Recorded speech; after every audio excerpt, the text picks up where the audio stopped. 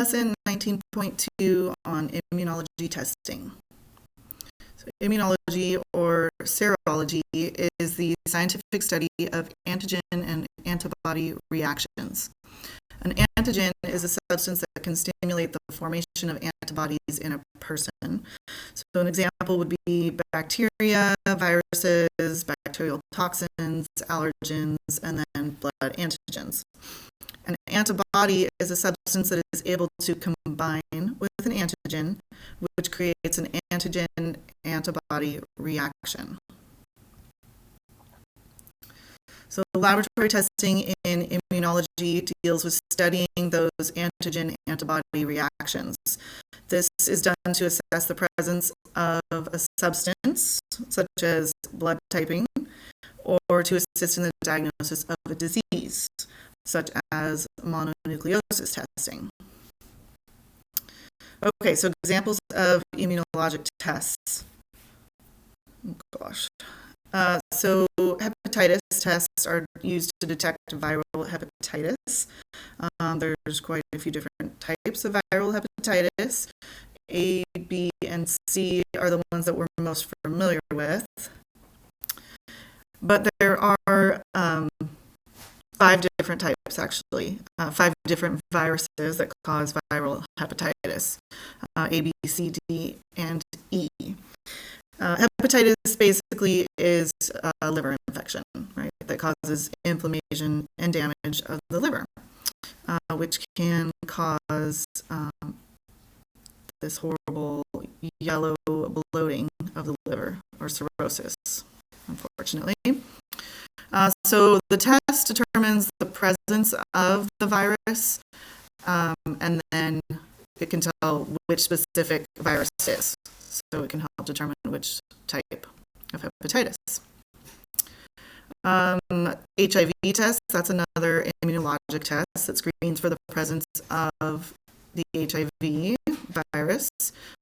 There's rapid screening kits that are now commercially available, so that's great. The negative result, though, is not necessarily conclusive for the absence of HIV infection.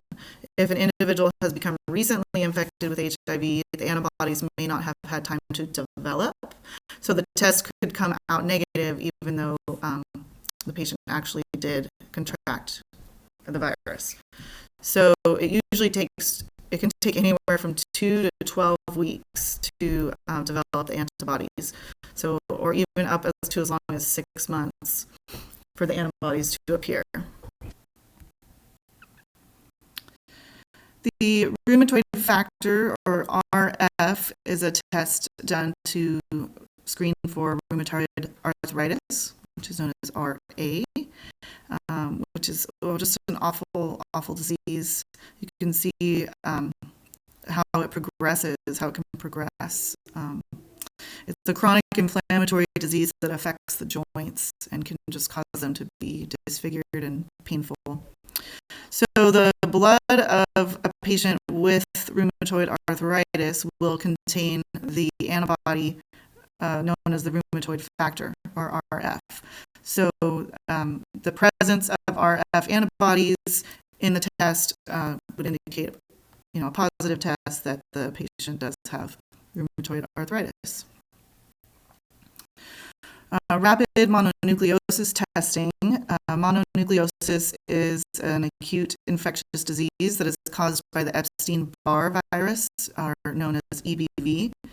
The EBV can actually cause a host of different chronic illnesses, but the most frequently contracted one is mononucleosis, which often affects children and young adults. It's transmitted through saliva by direct oral contact, so that's why it's known as the kissing disease, because, you could obtain it by kissing somebody who has it, the virus, or sharing straws, sharing drinks, or, in the case of young children or toddlers, they're always putting toys in their mouth and then putting it down, and then the next toddler comes along, puts it in their mouth, so that's the way they can contract mono. Symptoms are extreme mental and physical fatigue, fever, sore throat, severe weakness, headache, and then swollen lymph nodes and hands. So a rapid mono test is often performed in the medical office. It provides fast and reliable results. So individuals who are infected with mononucleosis produce an antibody called heterophile, and that's usually produced 6 to 10 days into the illness. So that's what the rapid test is detecting, is that antibody. Some other immunologic tests are blood typing, so ABO and RH blood typing. So this determines what type an individual's blood is. And the purpose is really it's good to know that if the person needs a blood transfusion or a transplant. And so it's really important to know what type they are to prevent reactions. And then also RH, we talked about recently. That's one of the hemolytic diseases of newborns, so it's really important to type a mother and father for RH. So blood antigens. So every individual has a blood type, and that depends on the antigens that are on the surface of their red blood cells, or RBCs. So the antigens are proteins that are inherited through genes, and they appear on the surface of all red blood cells in the body. So there's two antigens, right? A and B. Here's a nice illustration here. Let's see. So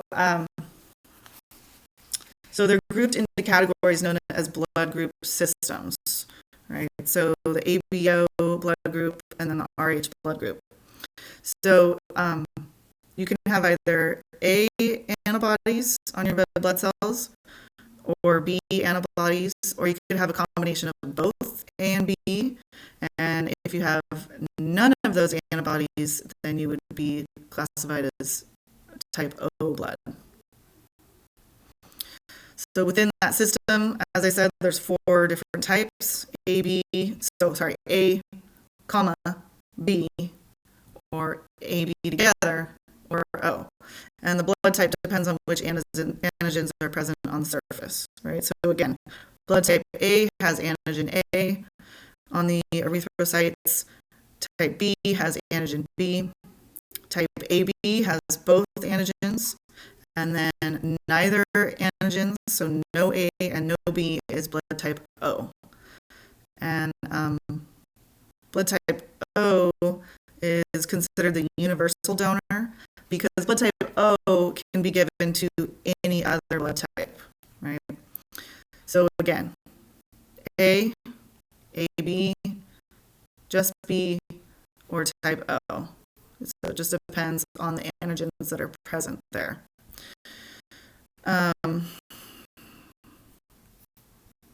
Did we talk about the reactions? Let's see. Yeah, so again, the antibodies are the proteins that are naturally present in the plasma, and they combine with the blood antigen. So you have the antibody that contains the antigen binding site, and the antigen fits into that perfectly. So if a blood antigen and then its corresponding blood antibody combine, this can cause a very serious reaction, and it can be life-threatening. So that's why so our bodies never produce a blood antibody that would combine with its own blood antigen. So if a person's blood type is A, and then there's blood plasma that contains the anti-B antibody, the anti-B antibody won't combine with the A antigen, right? So they don't fit together. So they cannot receive a blood transfusion of B or even AB blood, right? If you're type A, so you can only receive a transfusion from somebody who's the same blood type. So again, type A here, they can receive A blood. And then, as I mentioned, they can also receive O blood right here, because that is universal. It doesn't contain any B antibodies either. But they cannot take AB or just B. So again, the antibodies present are going to be the opposite, right? So if you're type A blood, then that means you have A antigens and then B antibodies present in the blood. And then conversely, for type B, you're going to have the anti-A antibodies, you're going to have the B antigens, and they do not mix. Type O blood has both antibodies present, the anti-A and the anti-B, so that's why it has neither antigen on its surface. And then type AB also does not have, it has no antibodies because it has both A and B antigens on the red blood cells. So this can be confusing. But this little chart right here, I would say, is probably one of the best ones to memorize. You're going to want to make sure you know which blood type has which antigen and which antibody in the plasma. Okay, so which antigen is on the red blood cell and which antibody is in the blood plasma for each blood type. Okay, so make sure you memorize that. Here's another good little chart. Actually, this is a nice one as well. So you have the red blood cell type. Okay, so group A has the A antigen right down here. You can see that. Group B has the B antigen, right? And so it has the anti-A antibody. So it's always opposite. They're gonna have the opposite antibody from the antigen, except for in the case of AB, because they have both antigens, they're going to have 0 antibodies. They're going to have neither. And then group O has no antigens, so it's going to have both antibodies present. Okay. So the other blood group system is the RH. Again, I believe that we covered that a little bit before, but we'll talk about it more. So RH was discovered by the scientists that were working with the rhesus monkeys, which is why it's called the rhesus antibody.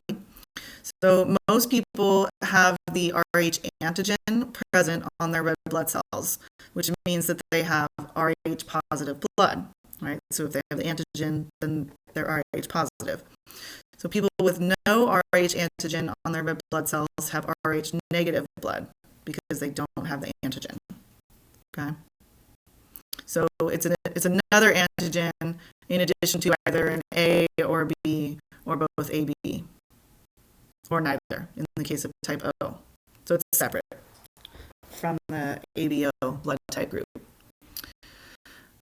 So the antigen antibody reactions that occur in the blood, right, result in clumping of red blood cells. So this is known as agglutination. This can be very serious and fatal, especially if it occurs, if it occurs in somebody who's alive, it's serious or fatal. Because clumped red blood cells cannot pass through the small tubules of the kidneys. They can lead to kidney failure, and then it eventually leads to the complete hemolysis of the red blood cells or destruction of them. So it's very serious. So these reactions can occur if the wrong blood type is given to a patient during a blood transfusion.